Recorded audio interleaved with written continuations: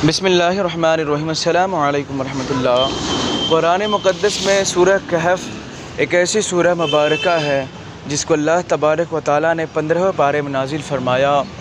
और सूरह कहफ़ शरीफ और ये ऐसी सूरह मुबारका है जिसके ताल्लुक़ से हदीस पाक बहुत सारी आई हैं, एक दो नहीं आई हैं, बहुत सारी आई हैं। और सूरह कहफ़ ऐसी सूरह मुबारका है जो बंदा रात में सोने से पहले पढ़ता है तो रब के हिफ्ज़ व अमान में रहता है। और जो बंदा अपनी परेशानियों के लिए पढ़ता है तो अल्लाह तबारक व तआला उसकी परेशानियों को उस बंदे के ऊपर से ख़त्म फरमा देता है, हटा देता है। मैं आपको बताऊं, पहले मैं हदीस पाक आपके सामने कोट कर दूं और ताकि आप इस बात को समझ सकें कि कुरान मुक़द्दस में जो सूरह मुबारक नाजिल हुआ सूरह कहफ़ शरीफ, जिसकी पहली आयत ही अल्लाह तबारक व तआला की हम्द व सना से शुरू है। बिस्मिल्लाहिर्रहमानिर्रहीम, अल्लाह के नाम से शुरू जो मेहरबान निहायत रहम वाला है। अल्हम्दुलिल्लाहिल्लज़ी अंज़ला अला अब्दिहिल किताब। सब खूबियाँ यानी सब तारीफ़ें अल्लाह को जिसने अपने बंदे पर किताब उतारी। ये सूरह मुबारक ही अल्लाह तबारक व तआला की हम्द व सना से शुरू है, तो फिर हमें किसी और चीज़ की दलील की ज़रूरत नहीं है। और अल्लाह तबारक व तआला के उस मुक़द्दस कलाम का सूरह मुबारक है जिस कुरान की हिफाजत तो अल्लाह तबारक व तआला ने खुद ले रखी है। सूरह अहज़ाब की आयत नंबर 8 में फ़रमाता है, इन्ना नहनु नज़्ज़लना ज़िक्र व इन्ना लहू लहाफ़िज़ून। मैं आपको बताऊँ, हदीस पाक में मौजूद है कि हज़रत अबू सईद खुर्दी रज़ियल्लाहु तआला अन्हु ने हुज़ूर पाक सल्लल्लाहु तआला अलैहि वसल्लम का फ़रमान नक़ल करते हुए आपने फ़रमाया कि जिस शख्स ने सूरह कहफ़ जुमा की रात में पढ़ी, मेरा आका का फ़रमान मुबारक है कि जिस शख्स ने सूरह कहफ़ जुमा की रात में पढ़ी उसके लिए उसकी जगह से मक्का शरीफ तक एक नूर रोशन होगा। अब आप जुमे की रात से ये ना समझे कि जुमे के दिन मगरिब बाद, यानी अगर आप जुमे के दिन शाम को करेंगे तो फिर जुमा के दिन वो नहीं रहता है। मगरिब बाद से तारीख़ चेंज हो जाती है इस्लामी तारीख़ के अकॉर्डिंग। शरीयत की जो तारीख़ में शरीयत मुस्तफ़ा की अंग्रेज़ी तारीख़ के अतबार से 12 बजे रात के बाद तारीख़ चेंज होती है, लेकिन मज़हब इस्लाम के अकॉर्डिंग यानी तारीख़ कमरी के अकॉर्डिंग मगरिब बाद ही तारीख़ चेंज हो जाती है और दिन भी चेंज हो जाती है। यानी जुमेरात के दिन, थर्सडे के दिन आप मगरिब बाद, मगरिब की नमाज़ पढ़ने के बाद से लेकर फिर पूरी रात ये शब जुमा है, जुमे की रात है, और फिर अगले दिन मगरिब तक ये पूरे जुमे के दिन है।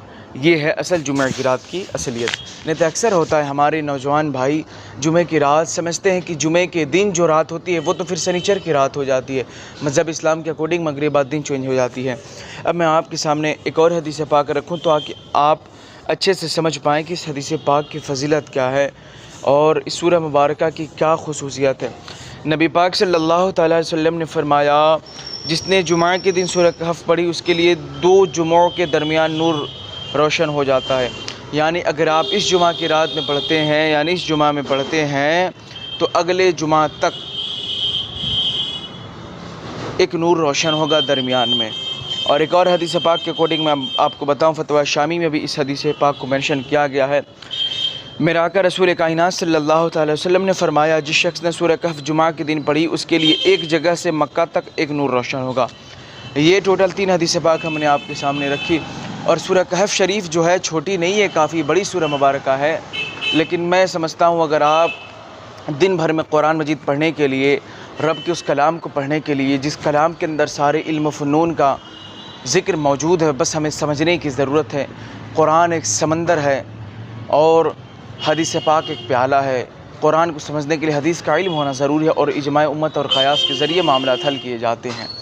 तो इसीलिए कुरान मजीद को आप पढ़ने के लिए अगर आप 1 घंटा देते हैं या 45 मिनट, जो हाफिज़ होंगे उनको पढ़ने में मुश्किल से 20 मिनट से 25 मिनट लगता है। जो हमारे नौजवान भाई हाफिज़ नहीं है या कुरान मजीद बहुत स्लो पढ़ पाते हैं, उनकी स्पीड भी नहीं है और तलफ़्फ़ुज़ की अदायगी भी नहीं, उनको नॉर्मली 45 मिनट 1 घंटा लग ही जाएगा। मैं इससे ये सच्चाई है, मैं ये नहीं कहूँगा आप 10 मिनट में हो जाएगा, क्योंकि सरासर झूठ हो जाएगा। ये सच्चाई है, आपको इतना लगेगा। लेकिन आप अगर इतना नहीं करेंगे तो फिर क्या करेंगे। और वैसे आज की ये मुबारक रात में करेंगे, यानी जुमे की रात में, जुमा रात की मगरिब बाद से, तो फिर क्या ही फजीलत है, क्या शान है। सूरह कहफ शरीफ की बड़ी फजीलत है और इसका अमल जो रहेगा कुछ नहीं है, बिल्कुल सादा सा अमल है। इशा की नमाज़ पढ़ने के बाद आप कर ले तो ज़्यादा बेहतर है, या मगरिब की नमाज़ पढ़ने के बाद कर ले, क्योंकि मगरिब की नमाज़ के बाद यानी गुरूब आफ्ताब के बाद दिन चेंज हो जाता है, दिन चेंज हो जाता है। उसके बाद आप कभी भी कर सकते हैं, लेकिन मगरिब की नमाज़ के बाद करेंगे तो और भी ज़्यादा बेहतर है, या इशा के बाद करेंगे तो और भी ज़्यादा बेहतर है, या फजर बाद कर ले, यानी कभी भी कर लें। लेकिन फजर की जब वक्त शुरू हो जाएगी तो फिर वो दिन में शुमार होगा, रात ख़त्म हो जाएगी। तो इसीलिए आप मगरिब बाद या इशा बाद ज़रूर पढ़िए।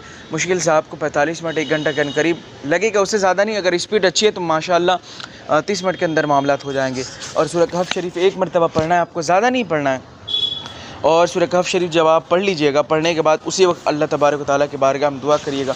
सिर्फ अपने लिए ना करिएगा, अपने लिए तो ज़रूरी करिएगा, मैं नहीं कह रहा हूँ ना करिएगा, बिल्कुल करिए अपने लिए, अपने वालिदैन के लिए, भाई बहनों के लिए, या उन भाइयों के लिए जो भाई पैसे कमाने के लिए, रिज़्क़ हलाल तलाश करने के लिए, ढूंढने के लिए इधर उधर भटक रहे हैं या कहीं परेशानी में, उन भाइयों के लिए भी ये दुआ करिएगा। बस आज के लिए इतना ही। और अपनी दुआ में उम्मत मुसलमान के लिए, फ़िलिस्तीन ग़ज़ा के लिए और दूसरे मुल्क में जो हमारे भाई फंसे हुए दूसरे मुल्कों में, उनके लिए, और मौलाना क़मर गनी उस्मानी साहब के लिए भी दुआ करिएगा।